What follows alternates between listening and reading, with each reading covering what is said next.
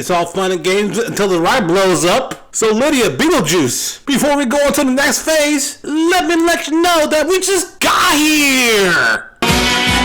Our Jock, the ghostly daredevil who couldn't keep it together even if he tried. Literally, every time he hops on a ghost bike, it's like watching a skeleton-themed blooper reel. He takes off with confidence, pedaling like he's about to win the tour of the afterlife. But 2 seconds later, boom! His leg goes flying, his arms doing a solo performance, and his head rolling down the street like it's trying to catch a Uber. Jock, my guy, you're the only skeleton who needs a full pit crew just to ride a bike. Forget staying alive, just try to stay assembled. But you, sir, skeleton and bones, you can come and take this L. By the way, I got another exposed video on this, and it's really helpful, and I will link you to that video at the end of this video. Ginger, the one and only beauty queen of the afterlife. Girl, you're out here in the afterworld rocking those pageant crown like it's Miss Underworld USA. But let's be real, you've got the energy of someone who's been through more than just a bad hair day. I mean, I know being a showgirl was your thing, but how are you still doing high kicks when half of your body got more holes than Swiss cheese? You look like you've been through so many trapdoors. Even Beetlejuice don't know what to do with you. And those legs? Longer than a ghost to-do list, but half as useful when you're floating around like a dance recital gone wrong. So Ginger, you can come and take this L.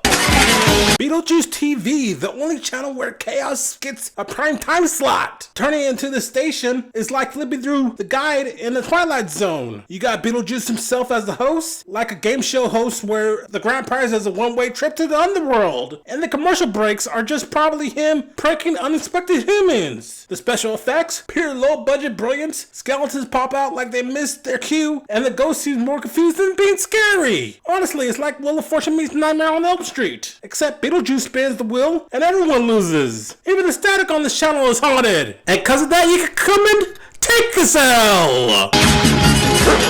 The monster across the street is out here looking like a rejected Muppet who got lost in Texas. He got the fur, the cowboy hat, and the Southern Charm. If Southern Charm means sounding like he just crawled out of a haunted rodeo. And Poopsie, that dog is so big and fluffy, it looks like it should be starting its own spin-off called Ghostbusters The Fluff Edition. Honestly, Poopsie, more likely to trip over his own paws than scare anyone, and altogether, these two are neither worlds. We're this comedy duo. They're like if Bigfoot went into the countryside and brought his overgrown furball of a sidekick. These two are more likely to cause a laugh riot than a scare fest. And both of you can come and take this L.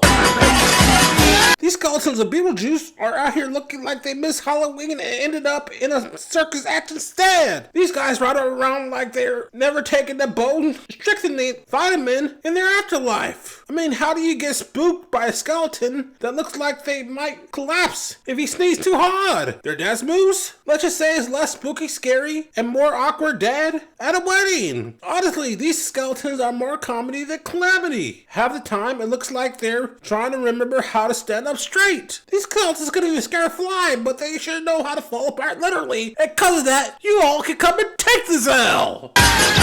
Beetlejuice bats are supposed to bring in the spooky vibes, but let's be real. They're more like flying cartoon glitches than menacing creatures of the night. These guys flop around like they just escaped a bad animation sequence, bumping into walls like they forgot how echolocation works. Honestly, the scary thing about them is how confused they always look. Like, am I supposed to be terrifying or just late for bat school? Beetlejuice, you gotta train your squad, man. These bats are about as threatening as a paper airplane. Plus, these bats are more likely to make you laugh than cover in fear. And because of that, your bats can come and take this L.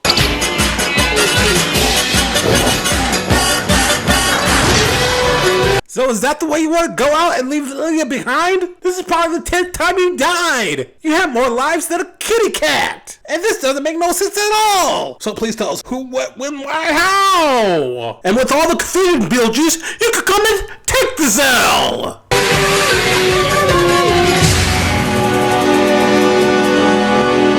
And Lydia thinks this is funny. So girl, where's the punchline?